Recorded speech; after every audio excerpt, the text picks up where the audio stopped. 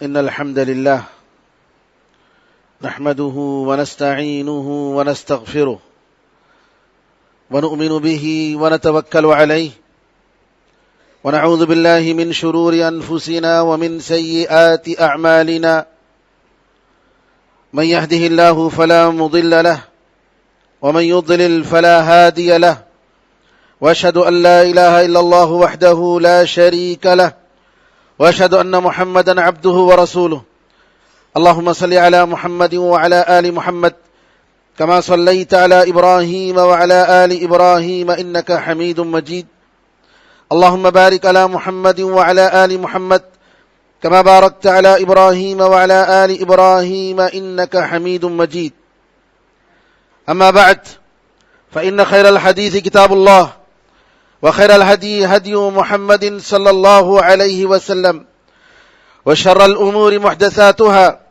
وكل محدثة بدعة وكل بدعة ضلالة وكل ضلالة في النار. تمام تعریفیں اللہ تعالیٰ کے لیے ہیں جو سارے جہاں کا خالق، مالک اور اس کا پروردگار ہے. رحمتیں اور سلامتی ہو احمد مجتبیٰ محمد مصطفیٰ محمد ابن عبداللہ پر جو سارے جہاں والوں کے لیے رحمت بنا کر بھیجے گئے. برادران اسلام، دختران ملت، ہم نے گزشتہ خطبے میں نبی کریم صلی اللہ علیہ وسلم کو کن کن پریشانیوں کا سامنا کرنا پڑا اس کے بارے میں خطبہ دیا تھا، اور ضمنی طور پر ایک دو واقعات نبی کریم صلی اللہ علیہ وسلم کی قتل کے تعلق سے آئے تھے.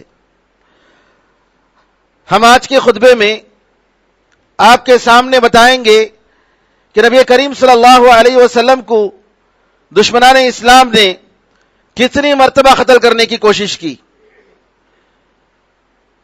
حق اور باطل کا یہ کشمکش یہ شروع سے رہا ہے، اور اگر حق خاموش بھی رہنا چاہتا ہے باطل خاموش نہیں رہتا ہے. باطل کی عادت ہے کہ کسی بھی طریقے سے حق کو خاموش رہنے نہ دیا جائے، کوئی نہ کوئی بات کو بتنگڑ بنا کر یا اپنی طرف سے پلاننگ کر کے حق کو ختم کرنے کی سازش کرنا، یہ ان کی عادت ہے. نبی کریم صلی اللہ علیہ وسلم کی ہم سیرت میں دیکھتے ہیں، ابو طالب اپنے بھتیجے کو جن کی عمر 12 سال کی ہے تجارتی سفر میں لے جاتے ہیں، سیریا لے جاتے ہیں. ان لوگوں کی عادت تھی کہ جب کبھی تجارتی سفر کرتے تو وہاں ایک درخت، سیریا کے قریب ایک درخت کے پاس پناہ لیتے، ٹھہرتے، اور وہاں ایک عیسائیوں کا ایک چرچ تھا جس میں ایک عیسائیوں کا عالم رہتا تھا جس کا نام بحیرہ تھا. بحیرہ راہب یہ اپنی چرچ میں، اپنی عبادت گاہ میں عبادت میں مصروف رہتا. لیکن اس مرتبہ جب نبی کریم صلی اللہ علیہ وسلم سفر میں ساتھ تھے، وہ اتر کے آیا اور تلاش کرنے لگا. پھر اس کے بعد نبی کریم صلی اللہ علیہ وسلم کے ہاتھ کو پکڑ کر کہا کہ یہ اس امت کا نبی ہے. میں نے دیکھا ہے کہ جیسے ہی یہ آئے ہیں، یہاں کے جتنے پتھر اور جتنے درخت ہیں یہ سب کے سب اس کے حق میں اس کے لیے سجدہ کرنے لگے. نبی کریم صلی اللہ علیہ وسلم کے بارے میں یہ کہہ کر اس نے کہا کہ یہ نبی بنے گا، اور اگر یہودیوں کو معلوم ہو جائے، یہاں کے یہودیوں کو، اس کو قتل کریں گے. تم لوگ یہیں سے پہلے واپس ہو جاؤ، روانہ ہو جاؤ، واپس چلے جاؤ. ابو طالب اپنے بھتیجے کو لے کر وہاں سے نکل جاتے ہیں. یہودیوں کی یہ ہمیشہ کوشش رہی ہے، اور قرآن میں اللہ نے ذکر کیا ہے، یقتلون النبیین بغیر حق، انبیاء علیہم الصلاۃ والسلام کو قتل کرنا یہ یہودیوں کی عادت رہی ہے. ہم دیکھتے ہیں کہ مدینے میں کئی مرتبہ ان لوگوں نے کوشش کی. اس سے پہلے دیکھیے مکے کی زندگی میں کس طریقے سے کفار قریش نے نبی کریم صلی اللہ علیہ وسلم کو قتل کرنے کی سازش کی۔ قریش عمارۃ بن الولید المغیرہ ایک نوجوان کو، خوبصورت نوجوان کو لاتے ہیں اور لا کر ابو طالب سے کہتے ہیں، ابو طالب تمہارا جو بھتیجا ہے، یہ بھتیجا ہمیں ہمارے خداؤں کو گالی دیتا ہے، لہذا ایسا کرو کہ اس کو تم رکھ لو، یہ تمہاری خدمت کرے گا، یہ تمہارا خیال کرے گا، اور تمہارے بھتیجے کو دے دو، ہم اس کو قتل کر دیں گے۔ ابو طالب نے جواب کہا، کیا اچھی پیشکش تم کر رہے ہو، یہ کیسے انصاف کی بات ہے کہ تمہارے لڑکے کو میں پالوں اور پوسوں، بڑھا کر کے دوں، اور تم میرے بھتیجے کو، میرے بچے کو لے جا کر تم قتل کر دو، یہ کون سا انصاف ہے؟ ابو طالب نے انکار کر دیا۔ اس کے بعد دوسرا واقعہ ہم دیکھتے ہیں کہ عقبہ بن ابی معیط نبی کریم صلی اللہ علیہ وسلم کو نماز کی حالت میں آپ کی چادر کو لپیٹ کر، گلے میں پھندا ڈال کر آپ کو قتل کرنے کی کوشش کرتا ہے۔ اتنے میں ابو بکر صدیق رضی اللہ تعالیٰ عنہ آ کر اس کو دھکیلتے ہیں اور نبی کریم صلی اللہ علیہ وسلم کی جان بچاتے ہیں۔ تیسرا واقعہ ہم دیکھتے ہیں کہ نبی کریم صلی اللہ علیہ وسلم مکے میں کعبے کے سامنے سجدہ کر رہے ہیں، اور ایسی حالت میں ابو جہل کہتا ہے کہ کیا تم لوگوں کے سامنے محمد کو اتنی جرأت ہے کہ وہ آ کر یہاں سجدہ کرے، نماز پڑھے؟ میں اگر دیکھوں گا تو میں اس کے گردن پر پیر رکھ کر اس کو دبا دوں گا اور ختم کر دوں گا۔ وہ آتا ہے، آگے بڑھتا ہے، لیکن جیسے ہی آگے بڑھتا ہے ہاتھوں میں اشارہ کرتے ہوئے واپس چلا جاتا ہے۔ لوگ پوچھتے ہیں کہ تمہیں کیا ہو گیا؟ تو وہ کہتا ہے کہ جیسے میں آگے بڑھ رہا تھا میں نے دیکھا کہ زبردست آگ کا گھڑا ہے اور پر ہیں۔ نبی کریم صلی اللہ علیہ وسلم نے کہا کہ اگر وہ آگے بڑھتا تو فرشتے اس کے ٹکڑے ٹکڑے کر دیتے۔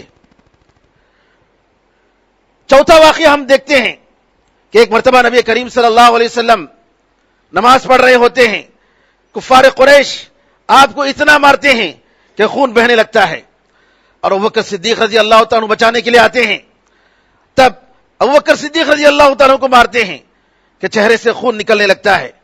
ابوبکر صدیق رضی اللہ عنہ فرماتے ہیں، اتقتلون رجلا ان یقول ربی اللہ، کیا تم ایک ایسے آدمی کو اس لیے قتل کر رہے ہو کہ وہ یہ کہہ رہا ہے کہ میرا خدا اللہ تعالیٰ ہے؟ آپ نے دیکھا کفار قریش نبی کریم صلی اللہ علیہ وسلم کے ساتھ ہر قسم کی تدبیر کے بعد جب دیکھتے ہیں کہ ان کو کسی طریقے سے قتل کرنا ہے، دار الندوہ جو ان کا اسمبلی ہال تھا وہاں بیٹھ کر مشورہ کرتے ہیں۔ مشورے میں کئی باتیں آتی ہیں۔ ایک شخص کہتا ہے کہ ہم ایسا کریں، ہمارے قبیلے میں سے 10 مختلف قبیلوں کے 10 نوجوانوں کو چنیں گے، اور چن کر تیزدار تلوار دے کر ان سے کہیں گے کہ محمد صلی اللہ علیہ وسلم کو ایک ساتھ سب مل کر ماریں گے، تاکہ ایک آدمی یا ایک قبیلے پر بدلہ لینے کی ہمت نہ ہو۔ 10 قبیلہ اگر رہے گا تو بنو ہاشم کسی کا مقابلہ نہیں کر سکتے۔ اس پلاننگ کے ساتھ نبی کریم صلی اللہ علیہ وسلم کی ہجرت کی رات میں قریش کے 10 نوجوان ننگی تلواروں کے ساتھ نبی کریم صلی اللہ علیہ وسلم کا انتظار کرتے ہیں، اور اللہ تعالیٰ کی طرف سے ادھر نبی کریم صلی اللہ علیہ وسلم کو اطلاع دی جاتی ہے، اور نبی کریم صلی اللہ علیہ وسلم اپنی جگہ علی رضی اللہ تعالیٰ عنہ کو سلا کر نبی کریم صلی اللہ علیہ وسلم دوسرے دروازے سے ان پر مٹی ڈال کر آپ نکل جاتے ہیں، اور اللہ تعالیٰ آپ کی حفاظت فرماتا ہے۔ قریش نبی کریم صلی اللہ علیہ وسلم کے نکلنے کے بعد خاموش نہیں رہتے ہیں، بلکہ آپ کے سر پر 100 اونٹوں کا انعام رکھتے ہیں کہ محمد صلی اللہ علیہ وسلم کو اگر کوئی زندہ یا مردہ لاتا ہے تو ہم اس کو 100 اونٹ کا انعام دیں گے۔ ایسی حالت میں نبی کریم صلی اللہ علیہ وسلم ابوبکر صدیق رضی اللہ تعالیٰ عنہ کے ساتھ غار ثور میں پناہ لینے کے بعد وہاں سے آپ 3 دن کے بعد نکلتے ہیں۔ جب نکلتے ہیں تو لوگ کفار قریش نبی کریم صلی اللہ علیہ وسلم کی تلاش ہر جگہ کرتے رہتے ہیں۔ ایک جگہ ایک میٹنگ لوگ کر رہے تھے، ایسی صورت میں کچھ لوگوں نے کہا کہ ہم نے دیکھا کہ 3 آدمی یعنی محمد صلی اللہ علیہ وسلم، ابوبکر صدیق رضی اللہ تعالیٰ عنہ اور ان کے ساتھ ایک رہبر، راستہ بتانے والا، گائیڈ، 3 آدمی جا رہے ہیں، اور اس نے کہا کہ لگ رہا ہے کہ یہ جو ہے محمد اور ان کے ساتھی ہیں۔ سراقہ بن مالک جو بنو مدلج کے سردار تھے اور وہ کافر تھے اس وقت، انہوں نے کہا میں سمجھ گیا کہ یہ محمد ہی ہوں گے، لیکن میں نے کہا کہ نہیں، یہ دوسرے لوگ ہیں جی، تاکہ میں یہ 100 اونٹ کا انعام مجھے ملے۔ پھر میں نے اپنی لونڈی سے کہا کہ ذرا دور جا کر میرا گھوڑا تیار کرو۔ گھوڑا تیار ہوتا ہے، لے کر نکلتے ہیں سراقہ بن مالک، لیکن دیکھتے یہ ہیں کہ جیسے قریب ہوتے ہیں ان کے گھوڑے کے پیر زمین میں دھس جاتے ہیں، اور جب وہ مشکل سے جب اٹھاتے ہیں اپنے گھوڑے کو تو اتنا اونچا غبار اٹھتا ہے، سراقہ بن مالک سمجھ جاتے ہیں کہ یہ مسئلہ ہونے والا نہیں ہے، کوئی غیر معمولی طاقت ہے جو محمد صلی اللہ علیہ وسلم کی حفاظت کرتی ہے۔ پھر آگے بڑھتے ہیں پیسے کی خواہش میں، اونٹ کی خواہش میں، پھر اسی طریقے سے ہوتا ہے، اور نبی کریم صلی اللہ علیہ وسلم کی نماز کی آواز سن رہے ہیں، ابوبکر صدیق رضی اللہ عنہ پریشان ہیں۔ سراقہ بن مالک آواز دیتے ہیں کہ مجھے آپ لوگ اگر امان کی گارنٹی دیں گے کہ مجھے آپ لوگ کچھ نقصان نہیں پہنچائیں گے تو میں تم لوگوں کا کوئی نقصان نہیں پہنچاؤں گا۔ نبی کریم صلی اللہ علیہ وسلم کہتے ہیں کہ تمہیں تمہاری جان کی حفاظت ہم دیتے ہیں، تم آؤ۔ سراقہ بن مالک آتے ہیں اور آ کر نبی کریم صلی اللہ علیہ وسلم کے لیے کھانے کا جو توشہ تھا وہ پیش کرتے ہیں۔ نبی کریم صلی اللہ علیہ وسلم کہتے ہیں کہ ہمیں ضرورت نہیں، بس اگر تم لوگوں کو ہمارا پیچھا کرتے ہوئے دیکھو تو یہ کہہ دو کہ ہم نے اس طرف نہیں پایا ہے، لوگوں کو ہماری طرف سے پھیر دو۔ سراقہ بن مالک جاتے ہیں اور اگر کسی سے ملاقات ہوتی ہے تو کہتے ہیں کہ میں نے سب دیکھ لیا ہے، یہاں کوئی نہیں ہے، تم لوگ واپس چلے جاؤ۔ مدینہ پہنچنے کے بعد جنگ احد کے بعد، جنگ بدر کے بعد، جس میں 70 سرداران قریش مارے گئے اور 70 قید ہوئے، قریش کو بڑی تکلیف ہوتی ہے، اور عمیر بن وہب، صفوان بن امیہ کعبے کی دیواری پر بیٹھ کر، سائے پر بیٹھ کر بات کرتے ہیں۔ عمیر بن وہب کہتا ہے کہ اگر میرے اوپر جو قرض ہے اس کی فکر نہ ہوتی اور میرے بال بچوں کا اگر خیال نہ ہوتا تو میں تلوار لے کر جاتا اور محمد کو ختم کر دیتا۔ صفوان ابن امیہ کہتا ہے، اور یہ دونوں اس وقت کافر تھے، بعد میں مسلمان ہو گئے، کہ چلو تمہارا جو قرض ہے میں ادا کر دوں گا اور تمہارے بال بچوں کی پرورش کی ذمہ داری مجھ پر، تم جاؤ اور جا کر قتل کرو، خبردار یہ بات کسی کو نہیں معلوم ہونا چاہیے۔ عمیر بن وہب تلوار لے کر نکلتے ہیں، مدینہ پہنچتے ہیں، نبی کریم صلی اللہ علیہ وسلم صحابہ کے درمیان ہیں، اور عمیر بن وہب کے گردن میں تلوار دے کر عمر بن خطاب رضی اللہ تعالیٰ کہتے ہیں، گردن پکڑ کے کہتے ہیں کہ تم کس لیے آئے ہو، کس ارادے سے آئے ہو؟ عمیر بن وہب کہتے ہیں کہ نہیں، کچھ نہیں، یہ ہمارے جو قیدی ہیں ان قیدیوں کو چھڑانے کے لیے آیا ہوں۔ رسول اللہ صلی اللہ علیہ وسلم کہتے ہیں کہ سچ سچ بتاؤ، کیا تم نے اور صفوان بن امیہ نے کعبے کے سامنے بیٹھ کر یہ بات نہیں کی تھی کہ تم اگر مجھے قتل کرو گے تو تمہارا قرض وہ ادا کرے گا اور تمہارے بال بچوں کے پالنے کی ذمہ داری وہ اٹھا لے گا؟ صفوان بن امیہ اور یہ عمیر بن وہب کی بات سن کر عمیر بن وہب کہتا ہے، اشہد انک رسول اللہ، میں گواہی دیتا ہوں کہ آپ اے محمد صلی اللہ علیہ وسلم اللہ کے رسول ہیں۔ یہ بات میرے اور صفوان کے دل علاوہ کوئی نہیں جانتا تھا، اللہ تعالیٰ ہی نے آپ کو بتایا ہے، یہ نہیں ہو سکتا ہے کہ آپ کسی طریقے سے اس بات کو پہچانیں، ہم آپ کو جھوٹا سمجھ رہے تھے، لیکن یہ جو واقعہ ہے میرے اور صفوان ابن امیہ کے علاوہ کوئی تیسرا آدمی نہیں جانتا ہے، میں گواہی دیتا ہوں کہ آپ اللہ کے رسول ہیں۔ یہ 7واں واقعہ تھا نبی کریم صلی اللہ علیہ وسلم کو قتل کرنے کے سلسلے میں۔ جنگ احد میں آپ دیکھتے ہیں کہ ابن قمیہ اللیثی یہ رسول اللہ صلی اللہ علیہ وسلم کو قتل کرنے کی کوشش کرتا ہے، اور مصعب بن عمیر رضی اللہ تعالیٰ عنہ کو قتل کر دیتا ہے، اور یہ سمجھتا ہے کہ مصعب بن عمیر رسول اللہ صلی اللہ علیہ وسلم ہیں، اور اعلان کرتا ہے کہ میں نے محمد صلی اللہ علیہ وسلم کو قتل کر دیا. لیکن اللہ تعالیٰ نے محمد صلی اللہ علیہ وسلم کو بچایا. جنگ احد میں آپ جانتے ہیں کہ نبی کریم صلی اللہ علیہ وسلم کے سامنے کے 4 دانت شہید ہو گئے. آپ کے چہرے پر کفار نے اتنا مارا، جبکہ آپ ڈبل 2 زرہ پہنے ہوئے تھے. اتنا مارا کہ جو خود تھا، خود کے جو زنجیریں تھیں وہ جا کر نبی کریم صلی اللہ علیہ وسلم کے گال میں جو ہے زخمی کر دیے، اور اس کی وجہ سے آپ کے بدن پہ خون بہنے لگا. 9واں واقعہ ہم دیکھتے ہیں کہ ابو سفیان عمرو بن امیہ دمری نام کے ایک آدمی کو بھیجتا ہے، اور بھیج کر کہتا ہے کہ کوئی آدمی جائے اور جا کر محمد صلی اللہ علیہ وسلم کو قتل کر دے. عمرو بن امیہ دمری یہ شخص آتا ہے اور آ کر نبی کریم صلی اللہ علیہ وسلم کی دربار میں کہتا ہے، یہ بدو تھا، کہتا ہے کہ تم میں سے عبد المطلب کا بیٹا کون ہے؟ رسول اللہ صلی اللہ علیہ وسلم فرماتے ہیں، اس کے آنے سے پہلے کہہ دیتے ہیں کہ یہ دھوکے کے لیے آ رہا ہے، ذرا تم لوگ اس کا خیال کرو. اتنے میں جب آگے بڑھتا ہے تو نبی کریم صلی اللہ علیہ وسلم سے سرگوشی کے طور پر گویا آپ سے کان میں کچھ خاص بات کرنا چاہتا ہے، قریب ہوتا ہے. اسید بن حضیر اس کے چادر کو پکڑ کر گھسیٹتے ہیں.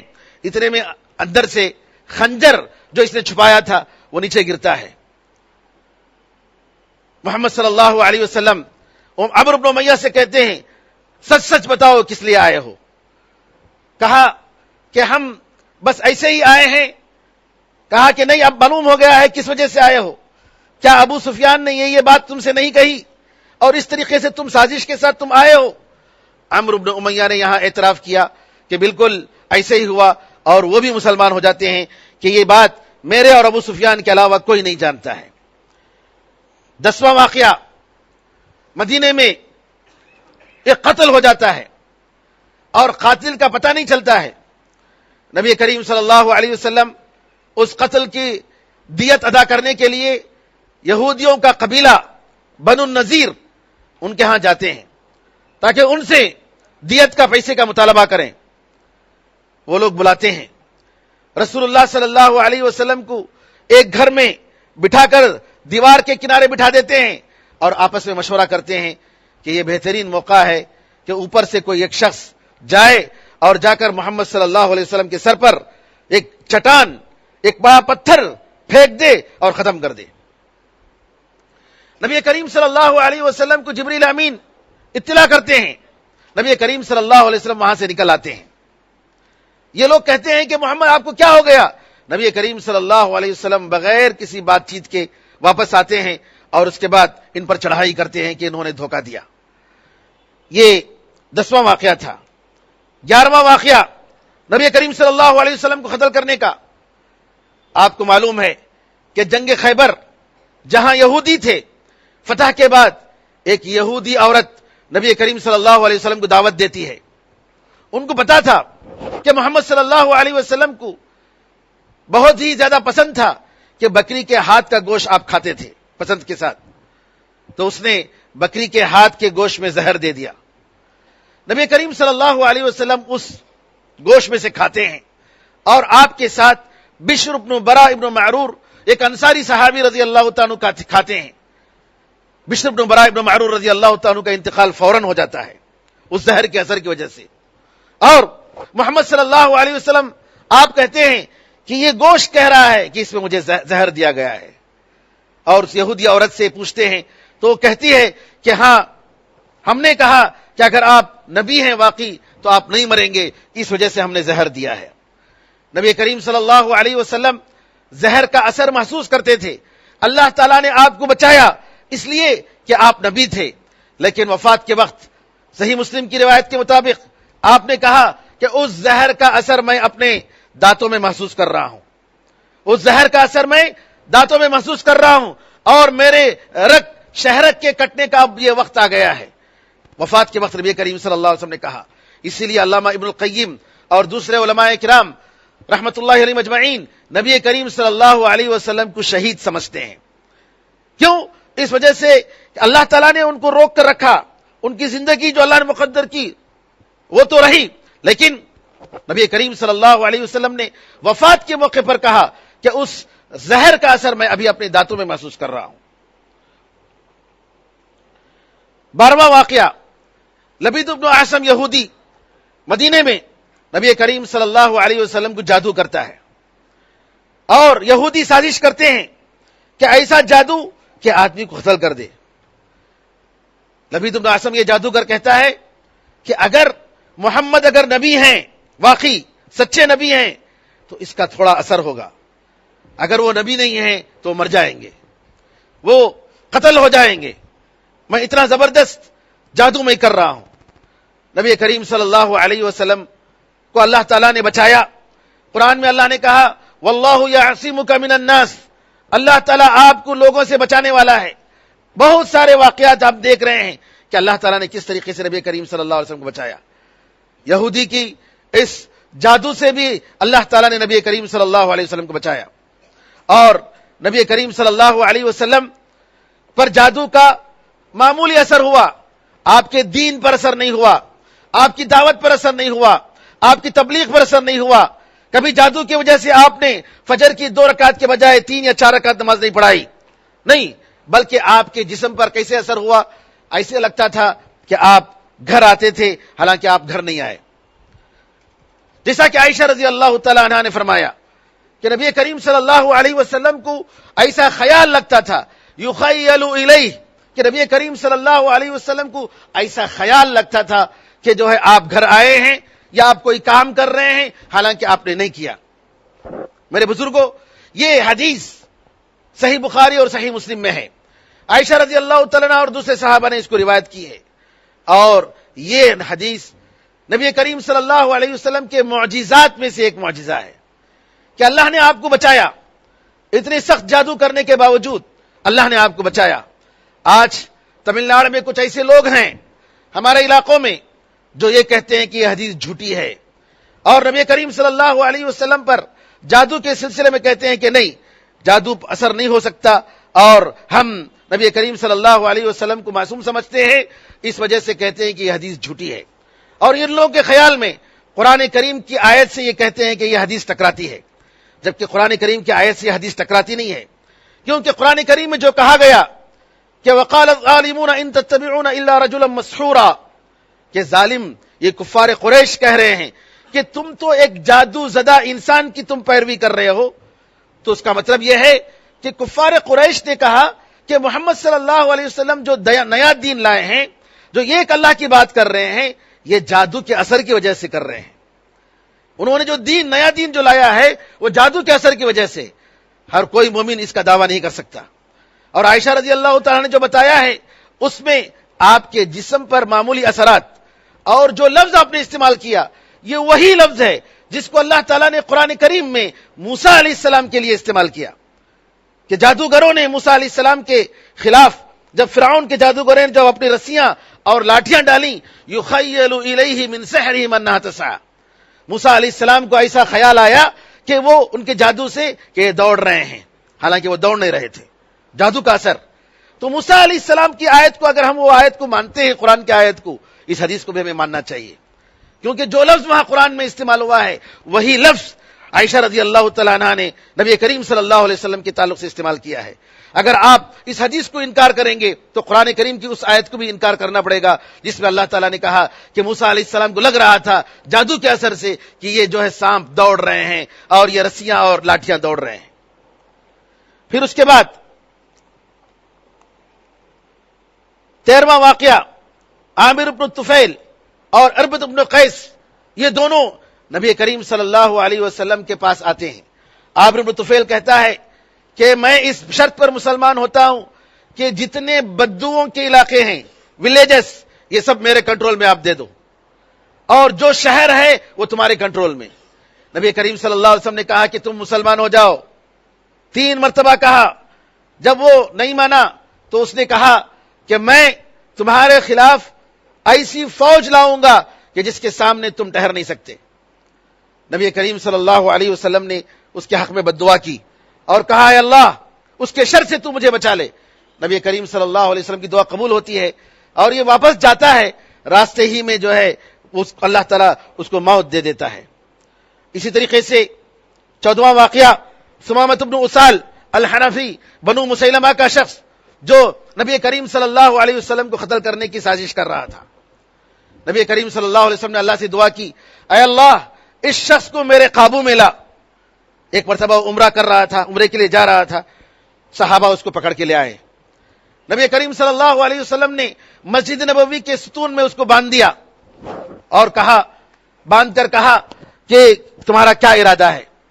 اس نے کہا کہ اگر آپ مجھے قتل کریں گے تو ایک ایسے آدمی کو قتل کریں گے کہ اس کے قبیلے والے اس کا بدلہ لینے کے لیے آئیں گے, اور اگر آپ معاف کر دیں گے تو ایک اچھے آدمی کو آپ معاف کریں گے. 3 دن نبی کریم صلی اللہ علیہ وسلم پوچھتے ہیں, تینوں دن ایسا ہی جواب دیتا ہے. نبی کریم صلی اللہ علیہ وسلم اس کے بعد اس کو چھوڑ دیتے ہیں, کہتے ہیں جاؤ آزاد ہو جاؤ, معاف کر دیتے ہیں. مسلمان نہیں ہوا لیکن معاف کر دیا. کون؟ نبی کریم صلی اللہ علیہ وسلم جو شخص قتل کرنے کے لیے آیا اس کو. نبی کریم صلی اللہ علیہ وسلم کے پاس سے جا کر غسل کرتے ہیں, واپس آ کر کہتے ہیں اللہ کے رسول میں گواہی دیتا ہوں کہ آپ اللہ کے رسول ہیں اور اللہ تعالیٰ ایک ہے, اشہد ان لا الہ الا اللہ و اشہد ان محمد رسول اللہ. سمامۃ بن اسال رضی اللہ تعالیٰ عنہ کا واقعہ یہ صحیح بخاری اور صحیح مسلم میں ہے. اس کے بعد 15واں واقعہ ہم دیکھتے ہیں کہ نبی کریم صلی اللہ علیہ وسلم تبوک کی جنگ سے واپس ہو رہے ہیں. 12 منافقین نبی کریم صلی اللہ علیہ وسلم کو ایک جگہ, ایک گھاٹی کی جگہ, ایک پہاڑی کی چھوٹے علاقے میں لے جا کر نبی کریم صلی اللہ علیہ وسلم کو قتل کرنے کی سازش کرتے ہیں.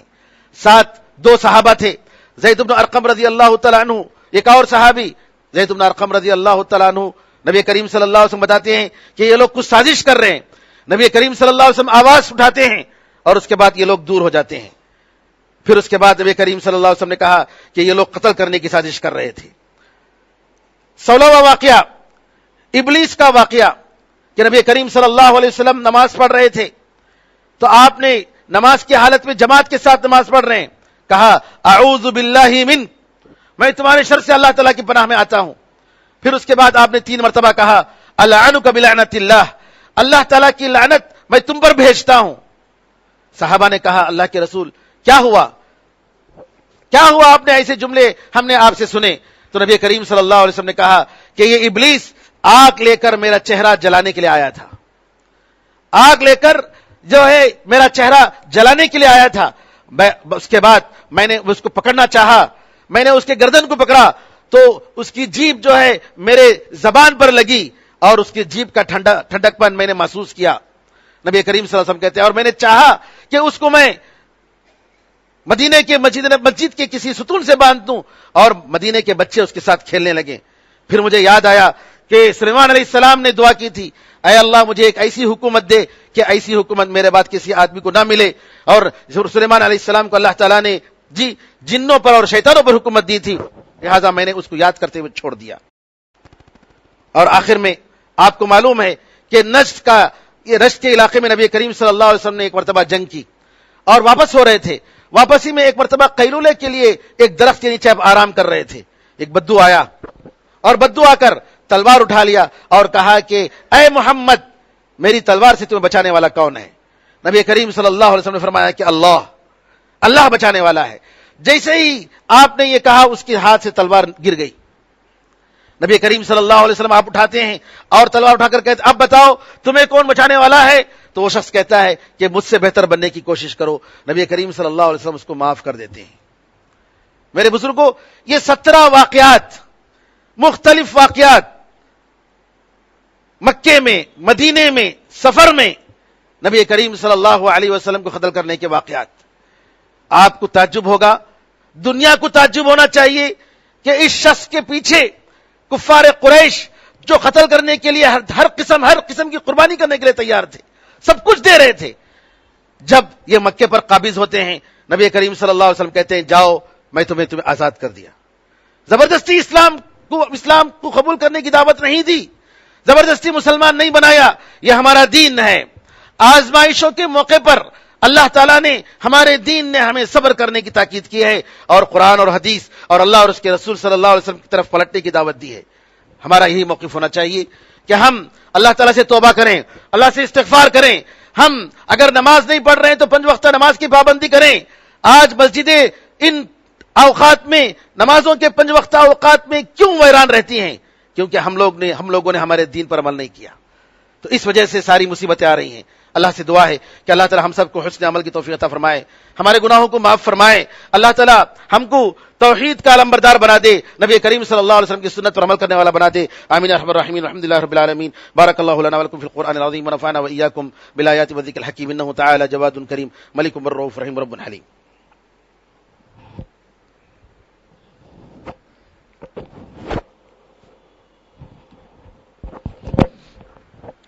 إن الحمد لله نحمده ونستعينه ونستغفره ونؤمن به ونتوكل عليه ونعوذ بالله من شرور أنفسنا ومن سيئات أعمالنا، من يهده الله فلا مضل له ومن يضلل فلا هادي له، وأشهد أن لا إله إلا الله وحده لا شريك له، وأشهد أن محمدا عبده ورسوله، اللهم صل على محمد وعلى آل محمد كما صليت على إبراهيم وعلى آل إبراهيم إنك حميد مجيد، اللهم بارك على محمد وعلى آل محمد كما باركت على إبراهيم وعلى آل إبراهيم إنك حميد مجيد، وصل على جميع الأنبياء والمرسلين والملائكة المقربين والخلفاء الراشدين وعلى جميع الصحابة أجمعين ومن تبعهم بإحسان إلى يوم الدين، اللهم اعز الاسلام والمسلمين، اللهم انصر الاسلام والمسلمين، اللهم انصر من نصر الدين، عباد الله رحمكم الله، ان الله يأمر بالعدل والاحسان وايتاء ذي القربى وينهى عن الفحشاء والمنكر والبغي يعظكم لعلكم تذكرون، فاذكروا الله يذكركم وادعوه يستجب لكم، ولذكر الله اعلى واولى واعز وجل وهم وتم واكبر۔